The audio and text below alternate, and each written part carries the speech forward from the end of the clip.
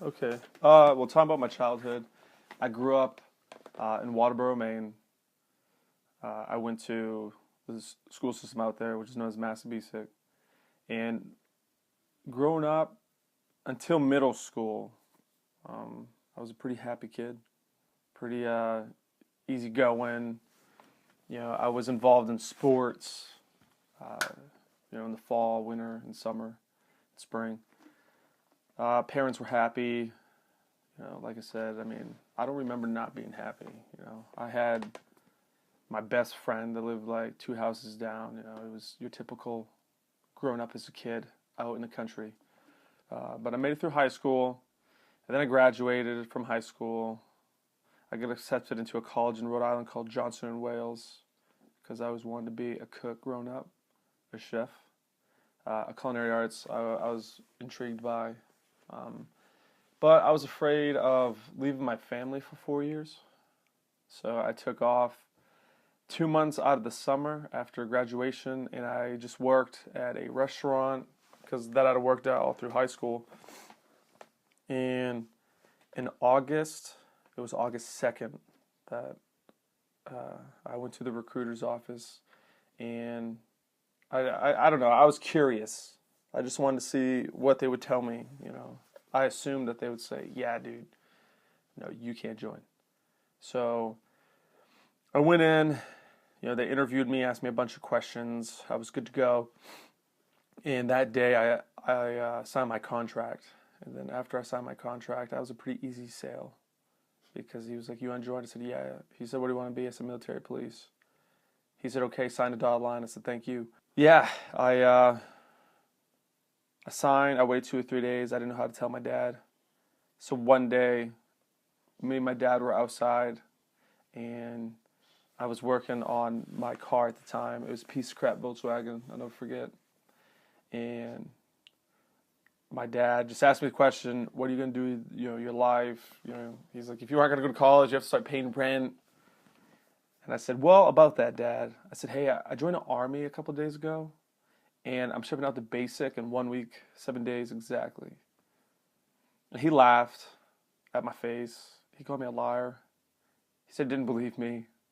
And I was like, okay, Dad, I mean, me and my dad were best friends now, Even then we had a really good relationship. So that's why, there was humor during that situation, But he laughed and stuff. And then he brought it up to my stepmom because she was in the Coast Guard. And he's like, yeah, he said he joined the Army.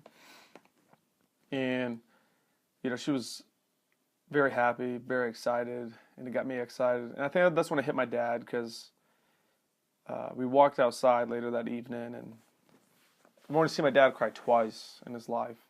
And that was the second time.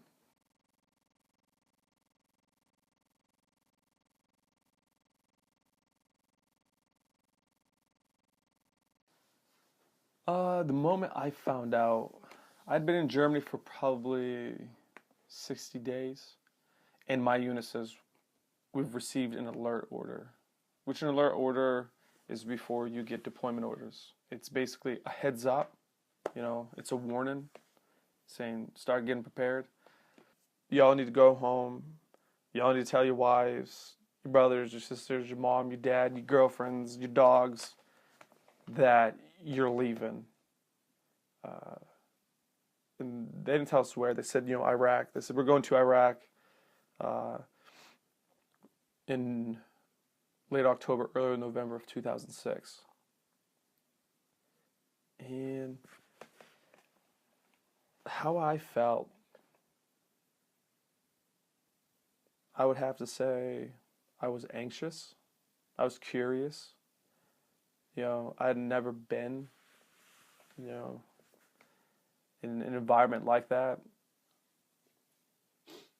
Yeah, I mean, I don't know. The first time I deployed, it was weird because I was looking forward to it, like the experience. I was looking forward to seeing new places. I was interested to see what war was like because I was naive.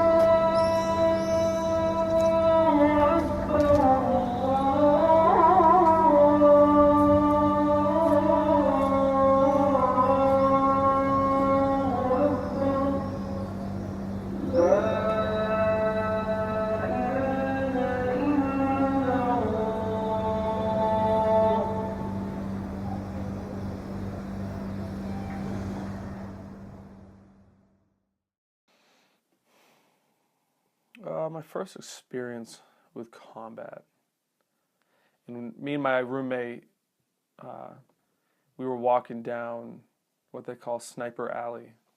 We heard boom, boom. Now there was a river on the other side that separated us from, the city of Ahila, and we stopped and we looked at each other.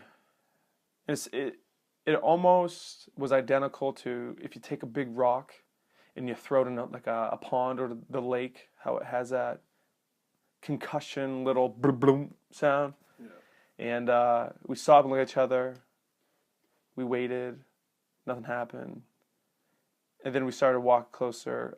Now what they did is, we didn't know at the time, but that was the beginning stage of what we call indirect fire, which is mortars.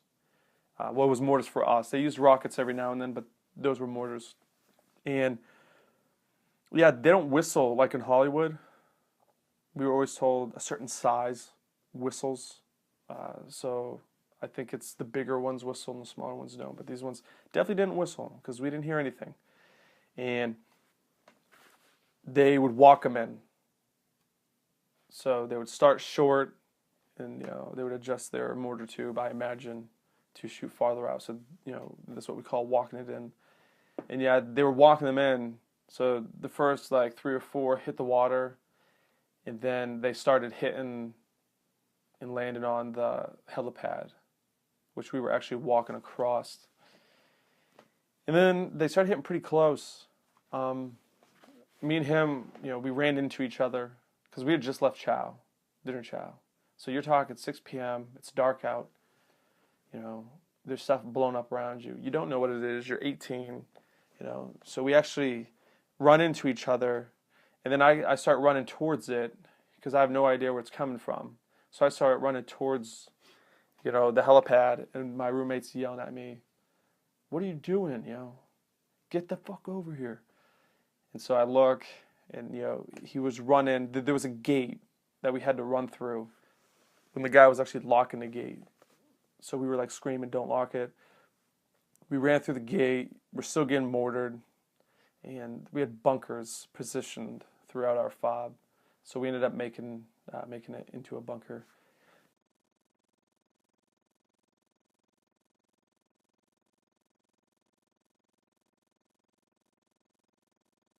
On my first deployment, the hardest time that I had is this one night, and my buddy and me, my squad leader came in and said, "Hey, one of you guys got to go."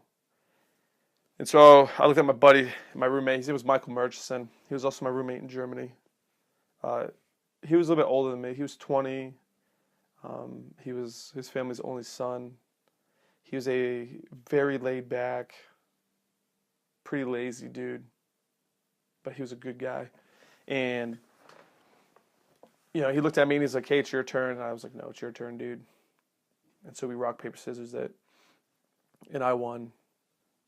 Yeah, I'll never forget right before he left, because we were outside our room, we were both smoking, and he was in all of his gear. And I was like, "All right, man." This was August. It was August in Iraq, so it was super hot. It was 105 degrees that night. And so he's in all his gear and he's sweating. And I was like, "All right, Merch," that's what we call him for short. I was like, "Take it easy, dude." And I was like, "Hey, man, if you don't make it, can I have your PlayStation?" I think it was PlayStation 2. I think that's when the PS2 first came out. And he was like, "Oh, yeah, whatever, dude," because that's just the way that we would talk. And he left, and the next morning, my medic comes, and he wakes me up, and he was like, "Hey, I got something bad to tell you." And I was more irritated that he woke me up, to be honest with you. So he woke me up, and I'm sitting there. He was like, "Hey, man, Merson was killed last night around 1 o'clock on Route Tampa by an IED. And after the memorial ceremony, my squad leader told me I had to pack up all of his belongings. And as I was packing up his belongings, that's when I remember is when it hit me. Because I picked up his name tapes and the pictures of his sister and his parents. And I started bawling. I could hold myself together. But I was alone, so I didn't feel uncomfortable.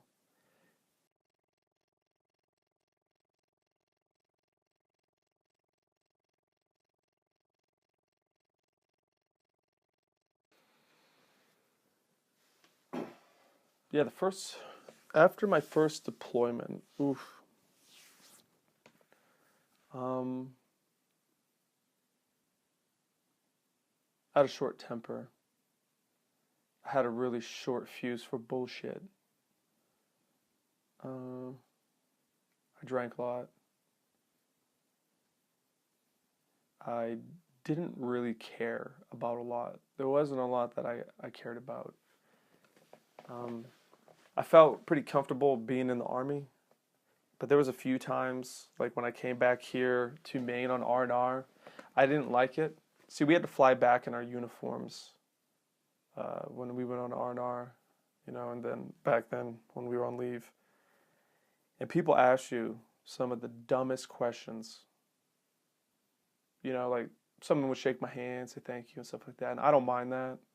I don't look at it as I got it. People are like, hey, thank you for doing what you're doing. But I look at it as my job's no different than a cop or firefighter. Our job are just selfless jobs. There's an inherent risk within that profession.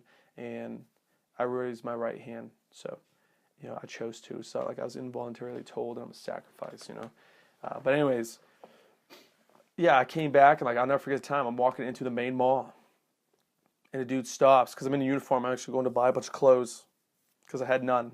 I had no clothes, and I'm walking in. And he goes, "Hey, are you in the Army?" And I'm like, "Yep." He's like, "Have you been deployed?" I said, "Yep, just got back." First question out of his mouth: Did you kill anybody? And it takes a real dumb person to ask somebody that, and I I really mean that. You got to be stupid. Um, that's the first time I ever lost my bearing, my temper on somebody for asking me a question. 'Cause, yeah, I just flipped out. It was a stupid question. He didn't even know me.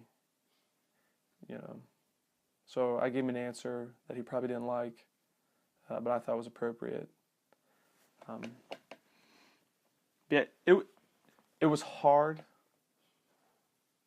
Reintegrating was hard. It was harder for some people because they had families. For me, I was single, so I'd hang out with my buddies, my boys that I went with.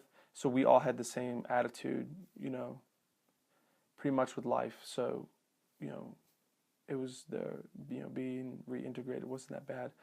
But with like society and civilians, it was rough. It was rough because it's not their fault. I'm not blaming normal people, but they just had different values and beliefs. And it's due to ignorance. And I'm not saying that in a negative way, like, oh yeah, you're dumb, you're ignorant. No, I'm saying you just don't know. You just don't know. Uh, and I found it really hard to hold a conversation with them because they would say stuff that would irritate me, like stuff that they worried about.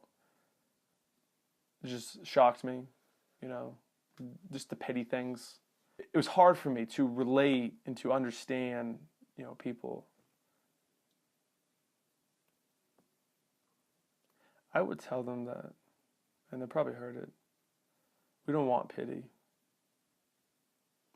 We don't want pity. Um, we don't need to be recognized. It doesn't help sometimes. Obviously, when you do something that you consider selfless and for the bigger cause, the bigger picture, it's nice to get a hey, nice job. But I mean,